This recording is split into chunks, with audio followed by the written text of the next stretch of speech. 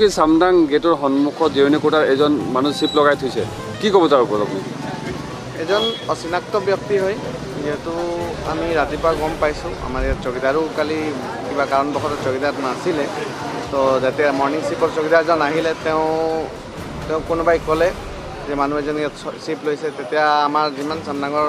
আমাৰ গ্ৰুপ আছে এই গ্ৰুপসমূহতো আমি দিছোঁ কিন্তু এই চামদাঙৰ ব্যক্তি নহয় তেওঁ অচিনাক্তি ব্যক্তি হয় আৰু আমি আহি দেখিছোঁ যে তেওঁ চিপ লৈ আছে ইতিমধ্যে আমি পুলিচক খবৰ জনালোঁ চাৰ্কুলাৰ বিচাৰকো খবৰ জনালোঁ তেওঁলোক আহি উপস্থিত হৈছে আৰু বিশেষ আমি ক'ব নোৱাৰিছোঁ যে তেওঁ চিপ লৈছে নে কিবা তেওঁ হত্যা হৈছে আমি ক'ব নোৱাৰোঁ কিন্তু যিটো পৰিস্থিতি আমি দেখিব পাইছোঁ যিটো ইমান মানে ৰছীডালো ইমান সৰু আৰু এইটো জেগাত মানে চিপ লোৱা মানে জেগাৰ মানে পৰ্যাপ্ত জেগাও নহয় বুলি ভাবোঁ এইটো এক অনুসন্ধান হওক আৰু সঠিক তথ্য ওলাক তাৰে কামনা কৰিছোঁ।